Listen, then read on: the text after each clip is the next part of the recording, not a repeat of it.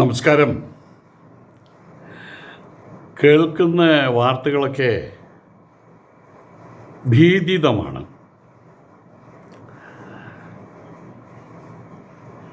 അത് കേരളീയരെ സംബന്ധിച്ചിടത്തോളം അതിഭീതിതമാണ്. സ്വാതന്ത്ര്യദിനത്തിന് മുന്നോടിയായിട്ട് ഇന്ത്യയെ ഞെട്ടിക്കാൻ, ഇന്ത്യയെ പൊട്ടിക്കാൻ പാകിസ്ഥാൻ്റെ പദ്ധതി.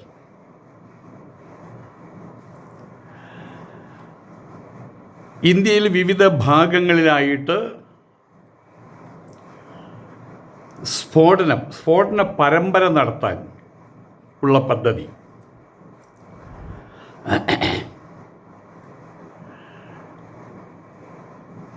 അതിൻ്റെ ഭാഗമായിട്ട് പ്രവർത്തിച്ച് 253 തീവ്രവാദികളെ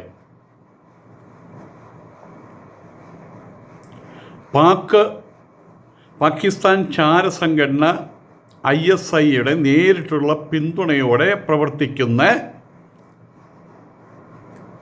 ഇനി ഞാൻ കൂടുതൽ വ്യക്തമാക്കേണ്ടതില്ലല്ലോ, പാകിസ്ഥാൻ ചാരസംഘടനയായിട്ടുള്ള ISIയുടെ നേരിട്ടുള്ള പിന്തുണയോടെ പ്രവർത്തിക്കുന്ന ഷഹ്സാദ് ഭട്ടി നെറ്റ്വർക്ക് SPN എന്ന ഭീകര സംഘടനയുടെ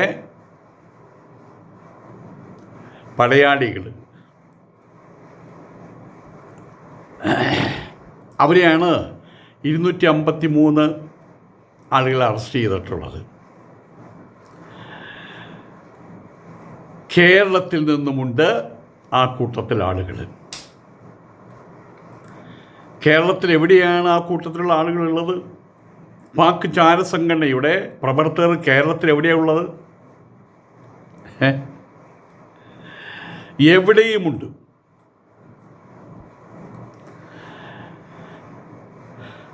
ഏതാണ് വർഗം? അത് ഞാനായിട്ട് പറയേണ്ടതില്ലല്ലോ.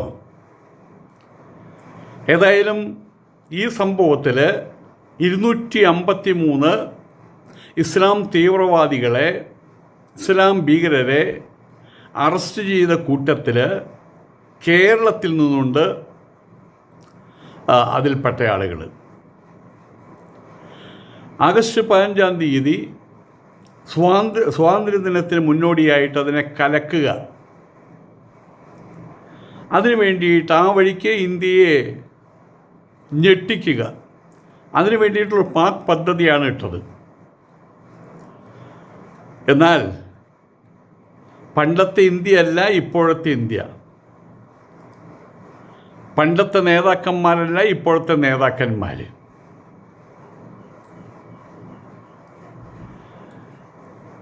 ISIയുടെ ഈ കിരാതമായിട്ടുള്ള പദ്ധതി,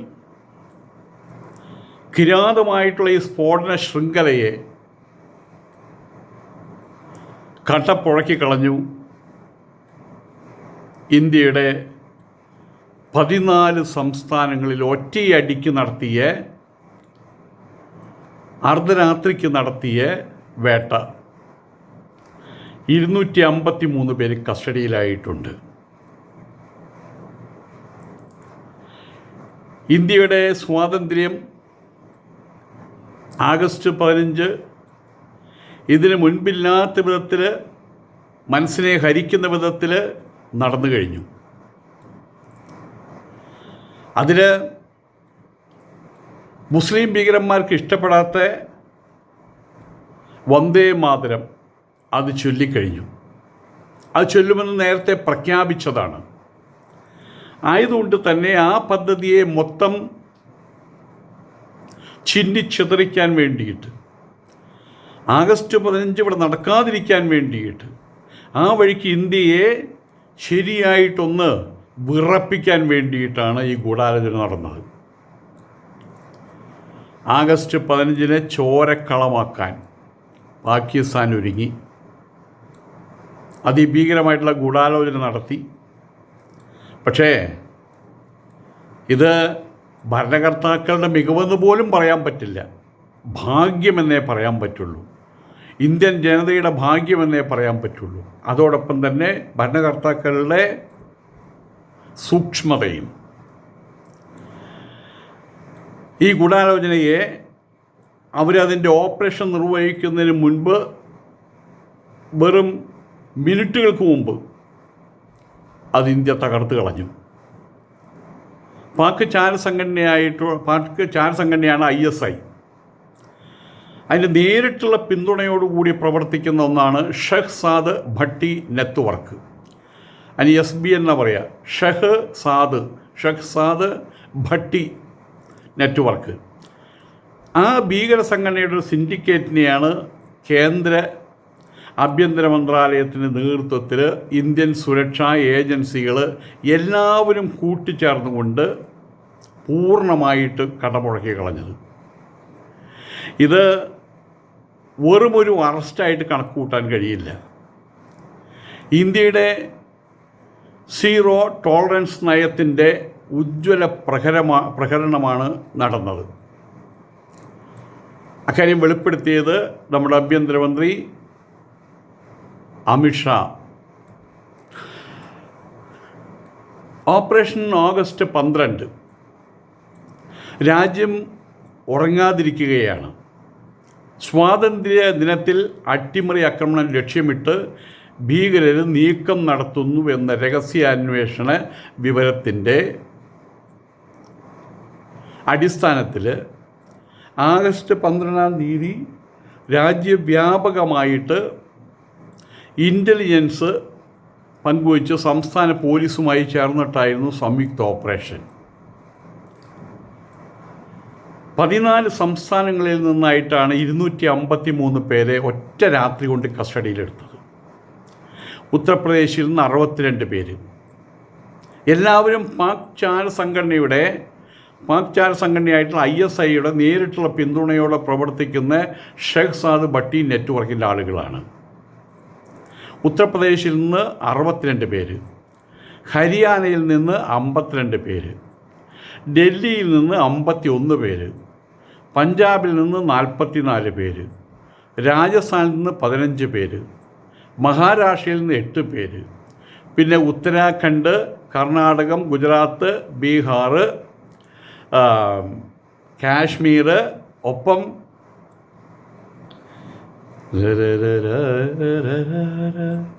പേര് കേട്ടാൽ തിളയ്ക്കണം ചോര ഞരമ്പുകളിൽ. ഏത് പേര് കേട്ടാല? കേരളം എന്ന പേര് കേട്ടാൽ തിളയ്ക്കണം ചോര ഞരമ്പുകളിൽ അവരുണ്ട്. കേരളത്തിൽ നിന്നുമുണ്ട്. ഇന്ത്യയെ തകർക്കാൻ വേണ്ടിയിട്ട് ഇന്ത്യയിലെ വിവിധ സംസ്ഥാന കേന്ദ്രങ്ങളിൽ സ്ഫോടന പരമ്പര നടത്താൻ വേണ്ടി ഒരുങ്ങിപ്പുറപ്പെട്ട ആ കൂട്ടം ആളുകളിൽ കേരളം എന്ന പേരു കേട്ടാൽ തിളയ്ക്കണം അവരുണ്ട്. തിളയ്ക്കുന്നുണ്ടല്ലോ, ചോര തിളയ്ക്കുന്നുണ്ടല്ലോ. കേരളീയരുടെ അല്ല. അതിൽ കുറേ ആൾക്കാർ സന്തോഷം കൊണ്ട് തുള്ളിച്ചാടുന്നവരുണ്ട്. പക്ഷേ കേന്ദ്രം ഭരിക്കുന്നവരുടെ ചോര തിളച്ചു, ശരിക്കും ചോര തിളച്ചു. രാത്രിക്ക് രാത്രിയാണ് ഓപ്പറേഷൻ നടത്തിയത്.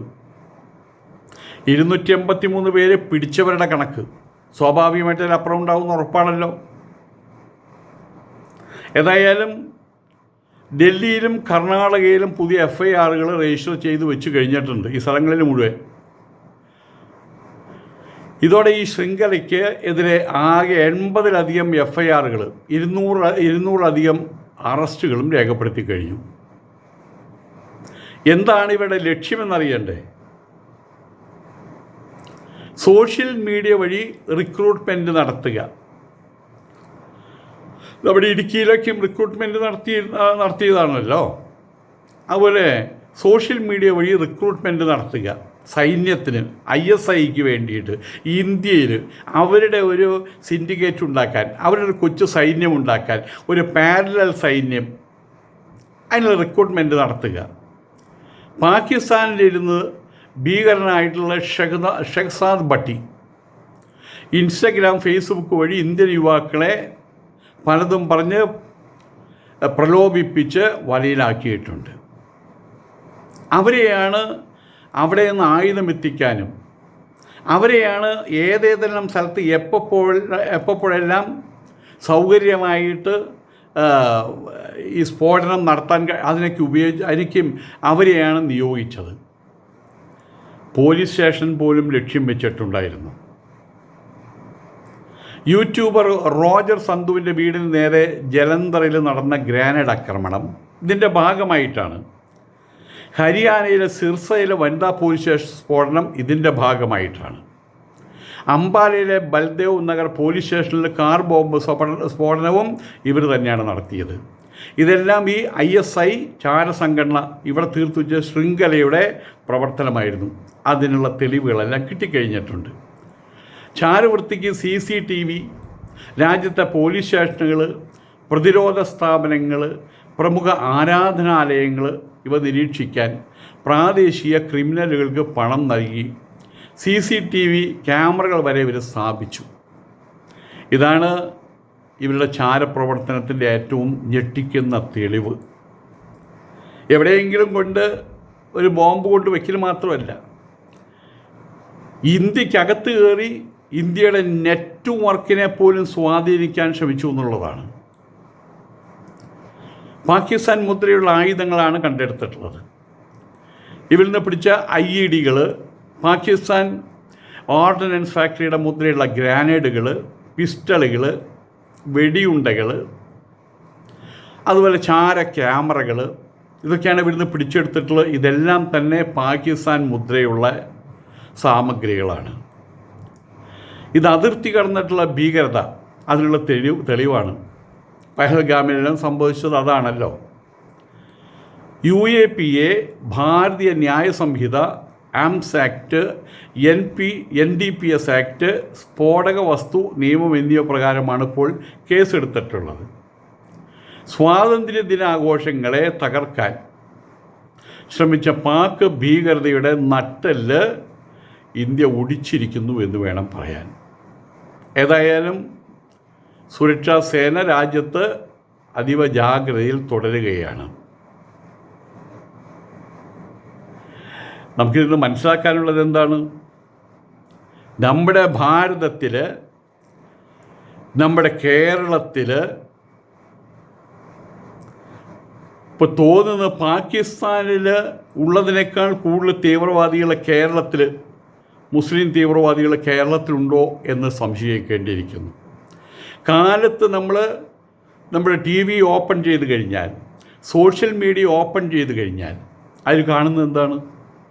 കേരളത്തിലെ ഹിന്ദുക്കളെ അവഹേളിക്കാനും അധിക്ഷേപിക്കാനും അവരുടെ പാരമ്പര്യങ്ങളെ വലിച്ചു കീറാനും അവരുടെ നേതാക്കന്മാരെ കറുത്ത മഷിയിൽ മുക്കാനും അവരതുവരെ ഉണ്ടാക്കിയിട്ടുള്ള റെപ്യൂട്ടേഷൻ അത് മുഴുവൻ തകർക്കാനും വേണ്ടിയിട്ടുള്ള സൈബർ ആക്രമണം. അതിന് തിരിച്ച് പറയുന്ന രീതി ഹൈന്ദവർക്കില്ല, ഒരു പരിധിവരെ ക്രിസ്ത്യാനികൾക്കുമില്ല. അതേ സമയത്ത് ഇന്ന് ഈ ഇസ്ലാമിസ്റ്റുകൾ, മുസ്ലിം തീവ്രവാദികൾ, മുസ്ലിം ഭീകരന്മാരുടെ ഏറ്റവും വലിയ ആയുധമായിട്ട് എടുത്തിട്ടുള്ളത് ഈ ഗീബൽസ് തന്ത്രമാണ്. ഇന്നലെ വരെ നമ്മൾ കേൾക്കാത്തൊരു പേര്, ചിലവർ മാത്രം കേട്ടിട്ടുള്ളൊരു പേര്, VD സവർക്കർ. ഇന്ന് ആ VD സവർക്കറെ കൊണ്ട് നിർത്തിയിട്ട് ഒരു ദിവസം കാലത്ത് 6 മണി മുതൽ പിറ്റേ ദിവസം കാലത്ത് 6 മണി വരെ നിങ്ങൾ പരതിക്കഴിഞ്ഞാൽ, നിങ്ങളുടെ ഫോണിൽ പരതിക്കഴിഞ്ഞാൽ ഒരു 10,000 പ്രാവശ്യമെങ്കിലും പറഞ്ഞിട്ടുണ്ടാവും ചെരുപ്പ് നക്കി എന്ന്. പിന്നെ ഓർമ്മപ്പെടുത്തുന്നൊരു കാര്യം എന്ന് പറഞ്ഞൊന്ന് വരുന്നുണ്ട്, ഇന്ത്യൻ സ്വാതന്ത്ര്യ സമരത്തിന് RSSകാർ പങ്കെടുത്തിട്ടില്ല എന്ന്. ഇന്ത്യൻ സ്വാതന്ത്ര്യ സമരം നടക്കുന്ന സമയത്ത് RSS അതിൻ്റെ തുടക്കം വെച്ചിട്ടേ ഉള്ളൂ. അന്ന് ഈ കോൺഗ്രസ്സിനകത്ത് പ്രവർത്തിച്ചിരുന്ന കേശവ് ബൽറാം ഖഡ്ഗേവാർ, മാധവ് സദാശിവ ഗോൾവാൾക്കർ പോലുള്ള ആളുകൾ, അവരാണ് പിന്നീട് RSSകാരായിട്ട് മാറുന്നത്. Communist party of Marxist CPM Indian സ്വാതന്ത്ര്യ സമരത്തിൽ പങ്കെടുത്തിട്ടില്ലെന്ന് പറഞ്ഞുകൂടെ? അന്ന് കൃഷ്ണപിള്ള സഖാവാകട്ടെ, AK ഗോപാലനാകട്ടെ, അതിന് മുമ്പുണ്ടായിട്ടുള്ള ആൾക്കാരാകട്ടെ, ഇവരെല്ലാവരും പങ്കെടുത്തിട്ടുണ്ട്. പക്ഷേ അവരുടെ ലേബൽ എന്തായിരുന്നു? കോൺഗ്രസ് ലേബൽ. ഇതിൽ കോൺഗ്രസ് ലേബലിൽ പിന്നീട് RSകാരായി തീർന്ന അനവധി പേര് പ്രവർത്തിച്ചിട്ടുണ്ട്. പക്ഷെ ഇപ്പോൾ പറയുന്നത് എന്താ? ഞങ്ങൾ കോൺഗ്രസ്സുകാർ മാത്രമേ പ്രവർത്തിച്ചില്ല. ആ കോൺഗ്രസും ഇപ്പോഴത്തെ കോൺഗ്രസും തമ്മിലുള്ള ബന്ധം എങ്ങനെയാണെന്നറിയാമോ? കടലും കടലാടിയും തമ്മിലുള്ള ബന്ധമാണ്. ഏതായാലും ഈ അടുത്ത കാലത്ത് മോദി സർക്കാരിൻ്റെ പ്രവർത്തനങ്ങളെ വലിയ രൂപത്തിൽ ഇടിച്ചു കാണിക്കാൻ, താഴ്ത്തി കാണിക്കാൻ വേണ്ടി ശ്രമിക്കുന്നതിൻ്റെ രഹസ്യം എന്താണെന്ന് മനസ്സിലായല്ലോ. ഇനിയും മോദി സർക്കാർ മുന്നോട്ട് പോവുകയാണെങ്കിൽ ഇതുവരെ ഇവിടെ അർമാദിച്ച് നടന്നിരുന്ന മുസ്ലിം ഭീകരന്മാർക്ക് ഇവിടെ ഒഴിഞ്ഞ സ്ഥലമായിട്ട്, ശൂന്യമായിട്ടുള്ള സ്ഥലം ഇല്ലാതായിട്ട് മാറും. തുളച്ചു മാറ്റുമെന്നർത്ഥം.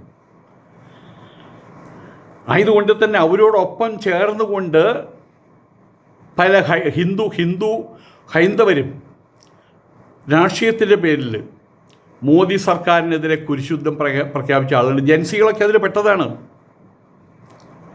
അവർ ശരിയായിട്ടുള്ള രീതിയിൽ വീക്ഷിക്കട്ടെ.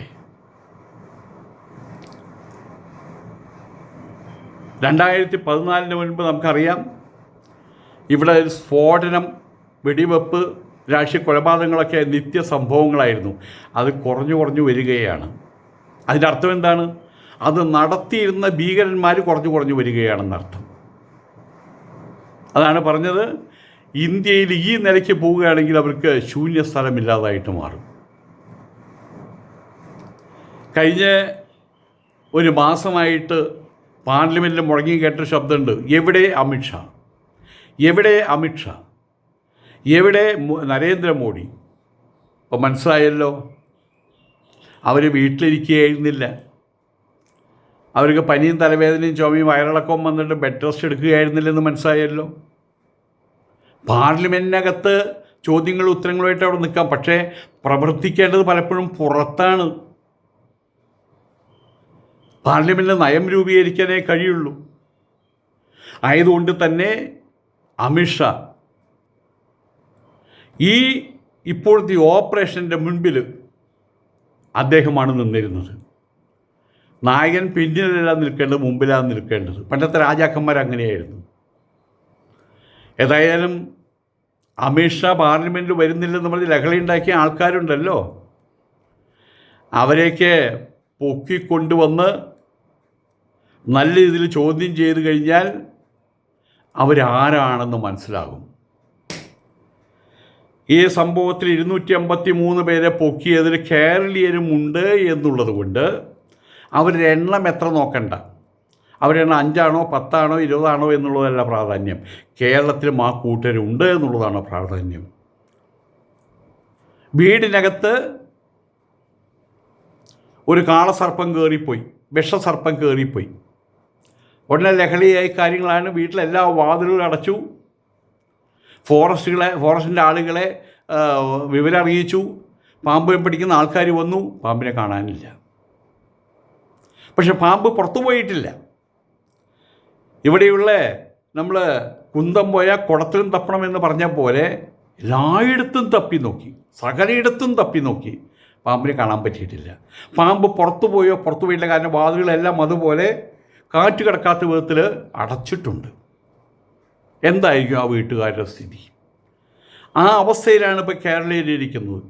തൻ്റെ അപ്പുറത്തുള്ള ബഷീർ, ഇപ്പുറത്തുള്ള ഫക്രുദ്ദീൻ, മുമ്പിലുള്ള ഫാത്തുമ, പിന്നിലുള്ള നസറുദ്ദീൻ, അല്ലെങ്കിൽ ഏതെങ്കിലും മുസ്ലിം നാമധേയത്തിലുള്ള ആളുകൾ, ഇവരാരാണെന്ന് എങ്ങനെയാണ് മനസ്സിലാക്കാൻ കഴിയുക? ഓണം വരികയാണ്. എല്ലാ വിധത്തിലുള്ള പ്രശ്നങ്ങളെയും ഉല്ലംഘിച്ചുകൊണ്ട് അവർ കാർക്കിച്ച് തുപ്പൽ ആരംഭിച്ചു. ഓണം ആഘോഷിക്കരുത്, ഓണം ആഘോഷിക്കരുത്, ഓണം ആഘോഷിക്കരുത് എന്ന് പറഞ്ഞ്. ഞാനിവിടെ കേരളത്തിൽ താമസിച്ചിരുന്ന ഒരു സ്ഥലത്തുള്ള അവിടെ വീട്ടുകാരുണ്ട്. അവരുടെ സ്ത്രീ അവിടെ ആഹാരം കൂടുതൽ വെച്ചുണ്ടാക്കും. അതിൻ്റെ ചുറ്റും 3-4 മുസ്ലിം ഫാമിലികളുണ്ട്. അവർക്കൊക്കെയും ഇവിടെ നിന്നാണ് കൊടുക്കുക. ഞാൻ അവരോട് വിളിച്ചു, ചോദിച്ചു. ഈ കാര്യം പറഞ്ഞപ്പോൾ ഓണം ആഘോഷിക്കരുതെന്ന് പറഞ്ഞപ്പോൾ അങ്ങനെ അവർ പറഞ്ഞ ആ സ്ത്രീ പറഞ്ഞത് എന്താണെന്ന് വെച്ച് കഴിഞ്ഞാൽ, അറിവില്ലാത്തവർ, അവിവേകികൾ ഓരോന്ന് പറയുന്നു എന്ന് കേട്ട് നമുക്ക് നമ്മുടെ ബന്ധങ്ങൾ മുറിച്ച് കളയാൻ പറ്റുമോ? ഇത്തവണയും ഞാൻ സദ്യ ഒരുക്കുന്നുണ്ട്, ആ വീട്ടുകാരൊക്കെയും വരുന്നുണ്ട്, അവരുമായിട്ട് കാര്യങ്ങൾ പങ്കുവെക്കുന്നുമുണ്ട് എന്ന് പറഞ്ഞു. അത് കേട്ടപ്പോൾ എനിക്ക് സന്തോഷമാണ് തോന്നിയത്. കാരണം ഹിന്ദു ഇന്നും ഹിന്ദുവായിട്ട് നിൽക്കുന്നു, സഹിഷ്ണുതയോടുകൂടിയിട്ട്.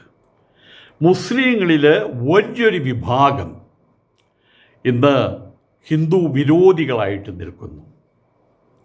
കാലം തെളിയിക്കട്ടെ, അതിൻ്റെയൊക്കെ പരിണിത ഫലം എന്താണെന്ന് കാലം തെളിയിക്കട്ടെ. നമസ്കാരം.